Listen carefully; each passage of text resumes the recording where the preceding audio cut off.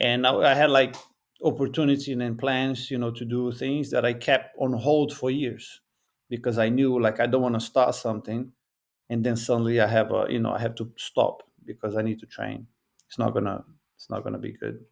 So and then I knew I'm like, okay, maybe in 2 more years, maybe 3 more years, I'm gonna stop. So I saw it coming slowly. So it was easier when I stopped. Of course, it's saying that's the hardest part of an athlete, any sport, to know when to stop.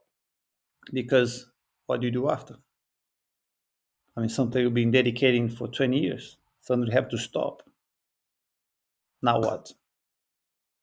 Like, you see how many people keep coming back. They retire, they stopped, they come back because they had just haven't, they're not doing anything more. Or, everything that they're doing is boring. They don't have passion for it. My passion was fighting. So they all keep coming back. Like it's who who do you think, like, okay, that guy, the athlete, any sport, whatever, like, okay, when he had amazing career and then he stopped on his top and then never came back. Like who? Nobody. No one. Like look at That's the end of every sports person. They all try to come back and it was always a disaster because they're not who they are anymore. They can be still good, but they will never be who they were. I think that's the thing with me. People ask me, when if you're going to fight again, it's like you still have it. You're still very good. You should fight. You should fight. I will never be what I used to be. Now it's impossible. I'll be 42 this year. I'm still tough. Don't take me bad. I can still be well prepared, but I will never be what I used to be. So for me, there's no point.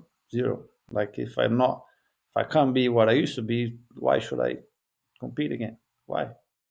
If I'm worse than the old Roger used to beat me up, then I mean, you have to accept, turn the page, go do something else. But I think that kind of links into what you were saying a minute ago about being the maturity of it. It's the growth from it, and like there goes to the Helio statement of using jujitsu as a kind of a growing tool, a life philosophy. You're now going into the next natural progression. So how do you find that juggling of having a family? You've got a beautiful family, but you've also got multiple affiliate businesses. You're coaching, you're training, you're doing all these amazing things. You've got RGTV, you've got all these kind of amazing things are happening. How do you find juggling that now?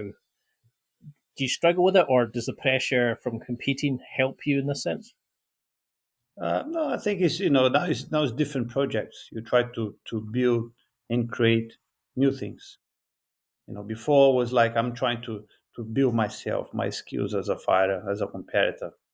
Now it's not the point anymore. Now you focus in your energy in building other things, creating different things in life, Yeah. things that you couldn't do before. Now I have the freedom to do it. Like before, I could never get involved with any long term project because I would have to stop that project for weeks out of in the year, because now I have to fight. So I can't do that anymore. Now I need to stop. Now I don't have to stop. Now I have the chance to build, things in a long term project, which is, I mean, life is still exciting.